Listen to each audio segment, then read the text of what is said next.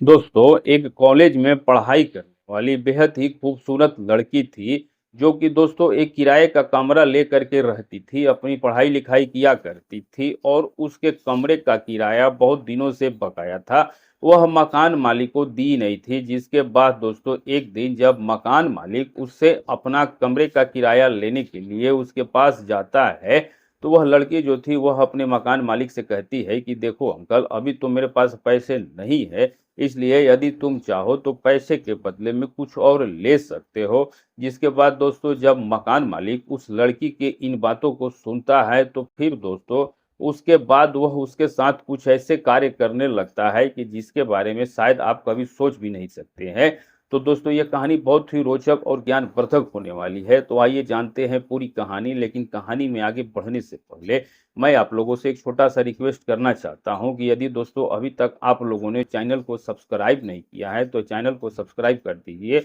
और वीडियो को लाइक ज़रूर कर दीजिएगा और आप ये वीडियो जहाँ से भी देख रहे हैं, अपना और अपनी सिटी का नाम ज़रूर लिखिएगा और बेल आइकन दबाना बिल्कुल मत भूलिएगा ताकि दोस्तों हमारी वीडियो सबसे पहले आप तक पहुँच सके। तो चलिए दोस्तों आज की सच्ची घटना की शुरुआत करते हैं। आज की दोस्तों ये घटना जो है ये बिहार के किशनगंज की है। 4 मार्च 2013 की ये सच्ची घटना है। दोस्तों एक प्रियंका नाम की बेहद ही खूबसूरत लड़की होती है। प्रियंका का पिता जो था वह एक प्राइवेट डॉक्टर था और वो घर-घर जा करके लोगों का इलाज किया करता था और प्रियंका जो थी वह अभी अपने कॉलेज की पढ़ाई पूरी कर रही थी। पढ़ने लिखने में काफ़ी होशियार थी और वह प्रतिदिन कॉलेज पढ़ने के लिए जाया करती थी। अब होता ये है दोस्तों कि जब जब भी दोस्तों प्रियंका कॉलेज पढ़ने के लिए जाया करती थी, तो वो देखने में इतनी सुंदर थी कि सारे लड़के जो भी उसे देखता था, तो वह उसे देखता ही रह जाता था। और कॉलेज से दोस्तों प्रियंका का घर जो था वह काफ़ी दूर था, जिसके कारण वह अपने कॉलेज के बगल में ही एक किराए का कमरा लेकर के रहती थी और वहीं से वह प्रतिदिन कॉलेज में पढ़ाई करने के लिए जाया करती थी और पढ़ाई करके अपने कमरे पे आ जाया करती थी और बड़े ही आराम से रहती थी और उसकी मम्मी-पापा उसकी पढ़ाई के लिए प्रति महीने 6,000 रुपए उसके पास भेज दिया करते थे। जिस पैसे से दोस्तों वह खूब ऐश-मौज किया करती थी और उसकी 2-4 ऐसी सहेलियाँ थी, जिनके साथ वह घूमती-फिरती थी और वह थिएटर में फ़िल्म देखने के लिए भी चली जाती थी और सारा खर्चा दोस्तों उसका ही होता था और दोस्तों उसका एक बहुत अच्छा बॉयफ्रेंड भी था, जिसके साथ वह रहा करती थी, जिससे वह बातें किया करती थी और दोस्तों जो उसका बॉयफ्रेंड था, उसका नाम ललन था और ललन जो था वह भी अपने माता-पिता का इकलौता बेटा था और वह भी किराए का कमरा लेकर ही रहता था। लेकिन दोस्तों उसका कमरा जो था वह प्रियंका के कमरा से लगभग करीबन 150 मीटर की दूरी पे था और प्रियंका के पास एक बड़ा-सा एंड्रॉयड मोबाइल भी था, जिससे कि वह रात के समय में ललन के पास फ़ोन करके उससे बातें किया करती थी और बातें करके अपना दिल बहला लिया करती थी। और जो ललन था दोस्तों वह भी प्रियंका को बहुत ज़्यादा पसंद किया करता था और प्रियंका भी ललन को खूब पसंद किया करती थी। लेकिन दोस्तों ललन के पास उतने पैसे नहीं होते थे कि वह प्रियंका को घुमा-फिरा सके, जिसके कारण प्रियंका को ही पंकज के पीछे रुपया पैसा खर्चा करना पड़ता था। जहाँ कहीं भी वो घूमने के लिए जाती थी, तो वह ललन को अपने साथ लेकर के जाती थी और सारा पैसे का खर्चा यही करती थी क्योंकि ललन के माता-पिता जो थे वह बहुत ज़्यादा गरीब थे। उनके पास उतने सारे पैसे नहीं होते थे कि वो समय पे ललन को पैसा विदा करा सके। जिसके कारण दोस्तों ललन के पास हमेशा पैसा नहीं रहा करता था, लेकिन दोस्तों प्रियंका जो थी उसके पास हमेशा पर्स में 1000-2000 रुपया पड़ा रहता था, जिस पैसे के दम पर प्रियंका जो थी वह अपने सहेलियों के ऊपर राज किया करती थी। लेकिन दोस्तों प्रियंका जिस किराए के कमरे में रहती थी, वह दोस्तों उसका किराए का कमरा नहीं देती थी, जिसके कारण दोस्तों हमेशा उसका मकान मालिक के कारण विवाद हो जाता था और जब भी दोस्तों वह उसके अपने कमरे का किराया माँगता था, तो वह कहती थी कि मेरे पास पैसा नहीं है, अगले महीने ले लेना। लेकिन उस महीने भी दोस्तों वह मकान मालिक को किराया नहीं देती थी, जिसके कारण मकान मालिक जो है उस पे काफ़ी ज़्यादा गुस्सा हो जाता था। दोस्तों जो ये मकान मालिक था इसका नाम रामलाल था और रामलाल की पत्नी नहीं थी। पत्नी का देहांत काफ़ी समय पहले ही हो चुका था। केवल दोस्तों उसका एक बेटा और बहू थे और वे लोग भी अब प्रदेश में रहा करते थे। घर पे उसके पास बहुत ही कम आया करते थे और वह काफ़ी दोस्तों रंगीन मिजाज था। जब भी दोस्तों वह प्रियंका को अकेले में देखता था तो देखता ही रह जाता था और इस कदर से देखता था जैसे कि मानो वह उससे इससे पहले उसको कभी देखा ही नहीं है। और जो प्रियंका थी दोस्तों वह भी उसके मन की बातों को समझ जाती थी कि वह आखिर उसको इतना गौर से क्यों देखता है। इसलिए दोस्तों वह उससे बहुत भाव खाती थी और कभी भी उसके सामने ऐसा माहौल क्रिएट नहीं करती थी जिससे कि उसे पता चल जाए कि मेरा भी मन है, क्योंकि दोस्तों प्रियंका जो थी वो भी कहीं न कहीं रंगीन मिजाज की थी। क्योंकि जब भी वो अपने कॉलेज पढ़ाई करने के लिए जाया करती थी, तो अपने बॉयफ्रेंड ललन के कमरे पे चली जाती थी और जाने के बाद उसके साथ मिलकर अपनी सारी आवश्यकताओं को पूरा कर लेती थी। लेकिन दोस्तों उसका मन नहीं होता था, फिर भी यह उसके साथ अपने तरीके से जैसे-जैसे उसको करने के लिए करती थी, वह वैसा करता था और चुपचाप दोस्तों बिस्तर पे लेटा रहता था और जो भी काम करना रहता था, खुद से प्रियंका ही करती थी। और जो रामलाल था दोस्तों, वो भी मौके की ही तलाश में था, क्योंकि प्रियंका जो थी वह लगभग करीबन 6 महीने से उसके कमरे का किराया नहीं दिया था, जिसके कारण दोस्तों हर महीने किराया बढ़ता ही जा रहा था। और दोस्तों जो ये रामलाल था, उसका एक बहुत बड़ा घर था जिसमें करीब 6 कमरे थे। 2 कमरों को वो पहले से ही किराए पे लगा रखा था और 1 कमरे में प्रियंका रहती थी। और दोस्तों जो 3 कमरे बचे थे, उसमें रामलाल रहता था और उसके बाद जो भी किराएदार थे, वह लोग उसको समय से प पैसा दे देते थे। लेकिन दोस्तों केवल एक प्रियंका ही थी जो उसको समय पे पैसा नहीं देती थी।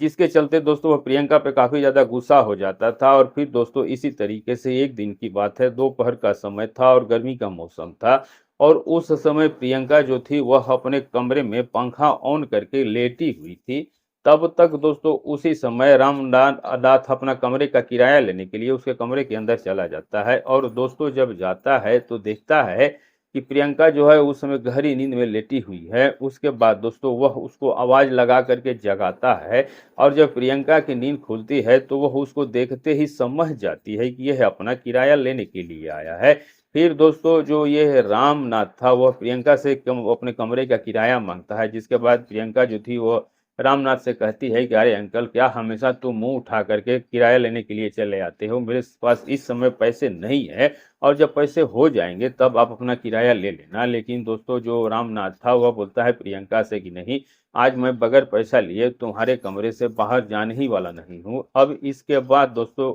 उन दोनों में काफ़ी ज़्यादा कहा-सुनी हो जाती है और प्रियंका जो थी उसे बार-बार कहती है कि मेरे पास पैसे नहीं है, मेरे पास पैसे नहीं है। और जो ये रामलाल था वह प्रियंका से कहता है कि मुझे आज पैसे चाहिए, मुझे आज पैसे चाहिए, तुम कहीं से भी ला कर के दो, मुझे इस समय पैसे की सख्त आवश्यकता है। और वह कहती है कि मेरे पास आज पैसे नहीं है, अगले महीना ले लेना। अब दोस्तों यहाँ पर जो ये रामनाथ था वह उस दिन प्रियंका की एक भी बात को नहीं सुनता है और अब दोस्तों वह जिद करने लगता है, जिसके बाद दोस्तों प्रियंका जो थी वह अंत में रामनाथ को कहती है कि देखो अंकल, इस समय तो मेरे पास पैसे नहीं है और यदि तुम चाहो तो पैसे के बदले में कुछ और ले सकते हो। अब दोस्तों रामनाथ जो था, अब जब प्रियंका की इन बातों को सुनता है तो थोड़ी देर के लिए चुप हो जाता है। तो प्रियंका जो थी वो फिर से बोलती है कि यदि तुम चाहो तो किराए के बदले में कुछ और ले सकते हो मुझसे। अब दोस्तों रामनाथ जब प्रियंका के मुँह से इन बातों को सुनता है तब दोस्तों वो मन ही मन बहुत ज़्यादा खुश हो जाता है, क्योंकि दोस्तों वह तो प्रियंका से यही चाहता ही था। अब इसके बाद दोस्तों जो ये रामनाथ था वह प्रियंका को कहता है कि तुम आखिर मुझे क्या देना चाहती हो? ज़रा खुल करके बताओ, मुझे कुछ समझ में नहीं आ रहा है। तब दोस्तों प्रियंका जो थी वो रामनाथ से कहती है कि अरे अंकल, इतना भी तुम भोला भंडारी मत बनो, मैं तुम्हारे बारे में सब कुछ जानती हूँ और जो कुछ भी तो जो तुम मुझे रोज़ निहारते हो, गौर से देखते हो, मैं सब कुछ समझती हूँ। तुम मुझे जो हो पसंद करते हो और आज तुम मेरे साथ पैसे के लिए जो ये जिद कर रहे हो, ये आखिर तुम मुझसे पैसे के लिए क्यों जिद कर रहे हो? अब इसके बाद दोस्तों होता ये है कि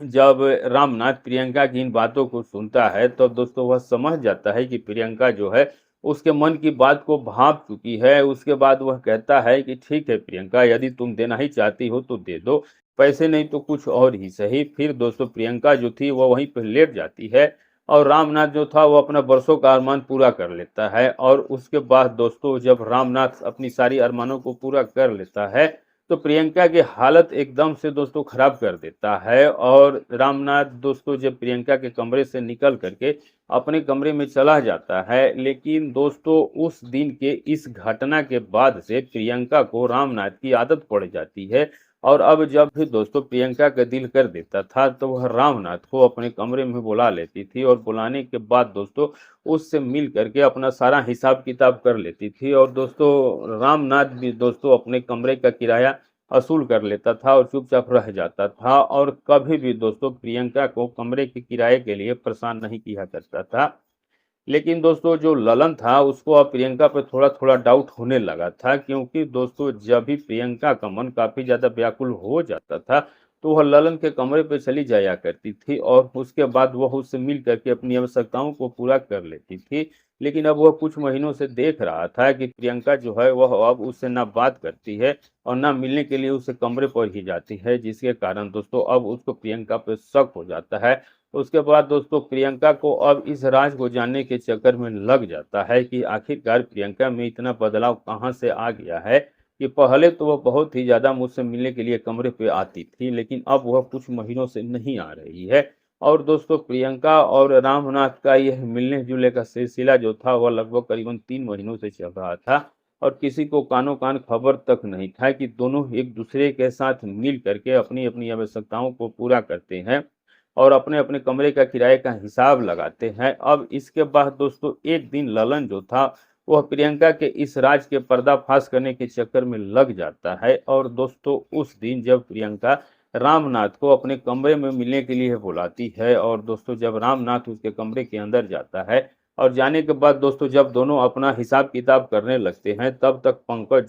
जो ये ललन जो था वो अचानक से कमरे के अंदर चला आता है और जब वह आता है तो प्रियंका को रामनाथ के साथ ही कमरे का किराया का वसूल करते हुए देख लेता है। उसके बाद दोस्तों अब वह इस नज़ारे को देख कर के सब कुछ समझ जाता है कि इनके बीच किस प्रकार का लेन-देन हो रहा है। अब इसके बाद दोस्तों जब प्रियंका की नज़र ललन पे पड़ती है तो वह उसे देख कर के घबरा जाती है और दोस्तों जो रामनाथ था वह तो काफ़ी ज़्यादा घबरा जाता है। उसके बाद जो प्रियंका थी जो ललन को कहने लगती है कि अरे ललन, मजबूरीवश मुझे ये सब कुछ रामनाथ के साथ करना पड़ रहा है, मेरा मन नहीं था और ये रोज़-रोज़ मुझसे अपना कमरे का किराया लेने के लिए चला आता था और तुम तो जानते ही हो कि मैं कितनी खर्चीली हूँ, मेरे पास पैसे टिकते नहीं हैं। जो कुछ भी मेरे माता-पिता हर महीने मेरी पढ़ाई के लिए पैसे भेजते हैं, वह उन पैसों को तो मैं तुम लोगों के ऊपर ही खर्चा कर देती हूँ और मैं अपने कमरे का किराया नहीं दे पाती हूँ, जिसके कारण रामनाथ रोज़-रोज़ आता था और मुझे पैसे के लिए परेशान किया करता था, जिसके चलते मुझे इसके साथ ये सब काम करना पड़ रहा है। लेकिन मैं तुमसे वादा करती हूँ कि आज के बाद मैं इसके साथ ये सब काम कभी नहीं करूँगी। अब इसके बाद दोस्तों जब पंकज प्रियंका की इन बातों को सुनता है तो दोस्तों उसके मन में लड्डू फूटने लगते हैं और वह अब उसी समय रामनाथ को कहता है कि अंकल, जरा आप अपने कमरे के अंदर जाइए। अब जो रामनाथ था वह पंकज के कहने के बाद अपने कमरे के अंदर चला जाता है। तो पंकज जो था वह प्रियंका से कहता है कि अरे प्रियंका, अब घबराने की क्या बात है। अब तो बैंक तुम्हारे पास चल करके आया है और इस बूढ़े के पास इतनी संपत्ति है, आखिर उसका ये क्या करेगा। इसका बेटा और बहू तो प्रदेश में रहते हैं, इसलिए अब यही सही मौका है। तुम मौके देखकर छक्का मार दो और इस बूढ़े की सारी संपत्ति को हथिया लो। इससे बढ़िया मौका फिर तुमको जीवन में कभी नहीं मिलने वाला है। अब इसके बाद दोस्तों जब प्रियंका के पंकज ललन की इन बातों को सुनती है तो उसको यह आइडिया बहुत अच्छा लगता है और उसके बाद अब वह ललन से कहती है कि अरे ललन, मैं तो तुम्हें नालायक समझती थी, लेकिन तुम तो वाकई में बहुत ही ज़्यादा होशियार हो। यह आइडिया मेरे दिमाग में आखिर पहले क्यों नहीं आया। अब इसके बाद दोस्तों प्रियंका उस दिन से रामनाथ को ब्लैकमेल करने का काम करने लगती है और दोस्तों उसमें ललन उर्फ पंकज भी उसका साथ देता है और दोनों ही मिलके लाल रामनाथ से खूब पैसे वसूलते हैं और जब देखो तब रामनाथ से प्रियंका पैसे की डिमांड करती थी और रामनाथ प्रियंका को पैसे देता भी था और उसके साथ अपनी आवश्यकताओं को पूरा करता था। और जब कभी भी प्रियंका रामनाथ से पैसे की डिमांड किया करती थी और जब रामनाथ के पास उतना पैसा नहीं होता था, तब वह अपनी संपत्ति बेच करके, जमीन गाड़ी बंगला बेच करके प्रियंका को पैसा देता था और प्रियंका खूब उन पैसों से ऐश-मौज करती थी, अपनी सहेलियों के साथ रात-रात भर घूमती थी, सिनेमा देखने के लिए जाती थी और साथ में दोस्तों ललन उर्फ पंकज भी रहता था। तीनों मिलके, चारों मिलके खर्चा करते थे और रामनाथ से प्रतिदिन दोस्तों वो पैसे की डिमांड किया करते थे। और जब कभी रामनाथ उनको पैसा देने से कतराता था या मना करता था, तो पंकज झूठ-मूठ का रामनाथ से दोस्तों उसका एक वीडियो वायरल कर देने का धमकी देता था। लेकिन दोस्तों उसके पास रामनाथ का कोई भी ऐसा वीडियो नहीं था कि वह उससे केवल कहता था धमकाने के लिए और रामनाथ भी दोस्तों डर से उनको पैसा दे देता था। इसी तरीके से दोस्तों रामनाथ जो था वह अब धीरे-धीरे अपनी प्रॉपर्टी बेच करके उनके पैसे देते-देते कंगाल हो जाता है। अब इसके बाद दोस्तों रामनाथ सड़क पे कटोरा लेकर के खड़ा हो जाता है और उसके बाद दोस्तों जब रामनाथ के बेटा और बहू को अपने पिता के इस कुकर्म के बारे में पता चलता है कि मेरा पिता गांव की सारी संपत्ति एक लड़की के चक्कर में बेच दिया है। तो दोस्तों वे लोग फौरन घर पे आते हैं, और जब घर पे आते हैं और जब गांव वाले उसको बताते हैं कि तुम्हारा पिता एक कॉलेज के लड़की के चक्कर में पड़ चुका है और उसके ऊपर अपनी सारी संपत्ति को बेच करके उड़ा दिया, और जहां कहीं भी वो घूमने के लिए कहती है तो वह उसको घुमाता फिराता है, रात में उसके साथ ही वो कमरे में रहता है। अब दोस्तों जब रामनाथ के बेटा और बहू को प्रियंका के बारे में पता चलता है कि वही उसके पिता को लूटी है, तो फिर दोस्तों वे उसके बाद वे लोग एक नज़दीक के ही पुलिस चौकी में जाते हैं, और पुलिस चौकी में जाने के बाद प्रियंका और उसके बॉयफ्रेंड ललन उर्फ पंकज के खिलाफ केस कर देते हैं। और जब वो लोग केस कर देते हैं तो पुलिस दोस्तों उनके खिलाफ एक्शन लेकर के उनको पकड़ करके जेल में डाल देती है।